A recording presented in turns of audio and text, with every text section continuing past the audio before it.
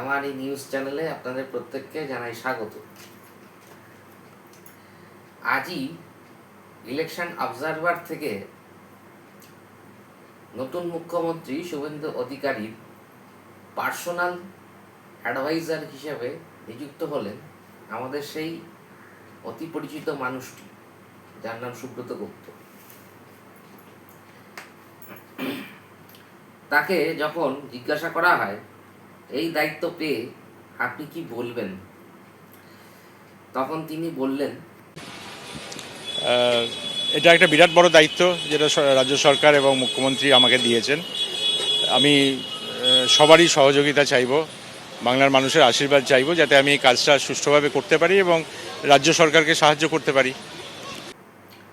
তারপর তাকে যখন জিজ্ঞাসা করা হয় আপনার মিশন এবং ভিশন অর্থাৎ দৃষ্টিভঙ্গি কি হবে এ ব্যাপারে, তখন তিনি বলেন, কর্মসংস্থান, মহিলাদের নিরাপত্তা, মহিলাদের ক্ষমতায়ন, স্বাস্থ্য এবং শিক্ষা। তাকে জিজ্ঞাসা করা হয় যে শিল্পে বিনিয়োগের বিষয়টা সম্পর্কে আপনি কি বলবেন, তখন তিনি বলেন, শিল্পে বিনিয়োগ ঠিক ভালো মনে করিয়েছেন, এটা আমাদের সেটা কর্মসংস্থানের সাথে যুক্ত, খুব কাছাকাছি। তো শিল্প সময় লাগবে। শিল্প তো এমন একটা ব্যাপার নয় যেটা বলেই সঙ্গে সঙ্গে হবে, বললেই তো এটার একটু সময় লাগবে, কিন্তু কাজটা এখনই শুরু করতে হবে। তারপর তাকে প্রশ্ন করা হয় নতুন পদে বসার পর আপনি আপনার কাজটা কবে থেকে শুরু করবেন, তখন তিনি বলেন, আগামীকাল থেকেই, মানে রবিবার থেকে কাজ শুরু। তারপর তাকে প্রশ্ন করা হয় আগামী 5 বছরের মধ্যে পশ্চিমবঙ্গকে তিনি কোথায় দেখতে চাইছেন, তিনি বলেন, আমি আশা করব এটা 60-এর দশকে পশ্চিমবঙ্গ যে ধরনের সমস্ত রাজ্যের মধ্যে যে ধরনের পজিশন ছিল, সেই ধরনের পজিশন আমরা কয়েক বছরের মধ্যেই ফিরে পাওয়ার চেষ্টা করতে হবে আমাদের। বামফ্রন্টের আমলেও তিনি গুরুত্বপূর্ণ পদ সামলেছেন। তৃণমূল সরকারের আমলে তার সঙ্গে একটা টানাপোড়েন হয়েছিল, তারপর তিনি সেখান থেকে ছেড়ে চলে আসেন।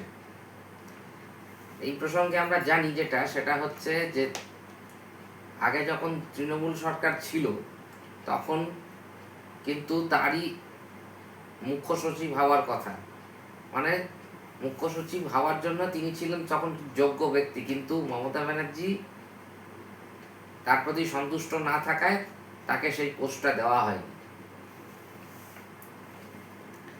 সুতরাং এটি কি তার প্রত্যাবর্তন বা ফিরে আসা বলা যায়, তিনি কি বলেন?